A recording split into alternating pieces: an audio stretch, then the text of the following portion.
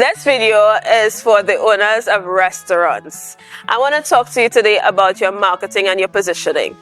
Now, again, we're in a time where whatever you used to do may not necessarily work now. And I want to draw some examples to you to help you to start to rethink the way that you market yourself and position your restaurant. Now, can I say this to you, and I don't want you to take offense? There is really not much that's new under the sun when it comes to food.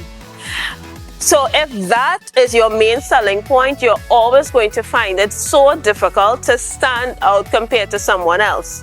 And even if you do get a lot of traction, even if you do get a lot of interest in something new that you've created initially, over time it wears off really quickly. So if that is the case, then how are you actually going to keep people coming to your restaurant? And this is where you need to start paying attention to your marketing and your positioning. You have to become more than just a place where people buy food. You have to become more than just a place where you get barbecue or you get fried chicken, or if you're in Trinidad, you get doubles. You have to become more than that, right? How do you do that? By looking at what are some of the conveniences or amenities that your people who usually come by you are looking for. Let me use Starbucks as an example. I love Starbucks. They have not sponsored this video, but Starbucks, if you want to, let's talk. Right? Let's use Starbucks as an example. Starbucks doesn't sell coffee. Starbucks sells workspaces. If you've ever gone into Starbucks and ever wondered why are there so many power outlets all over the place, because they create a space where entrepreneurs, students can stay and work for hours, and by virtue of creating that space, they are able to sell coffee and other type of food items. You need to think about that. Let's think about McDonald's. When McDonald's started, their goal was to be on every street corner. Now, by virtue of being on every street corner, they became a very accessible food option for persons who are walking many blocks through the US, because that's where they started.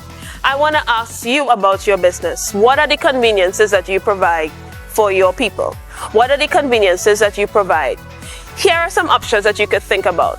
You can think about making your food place double as an event space.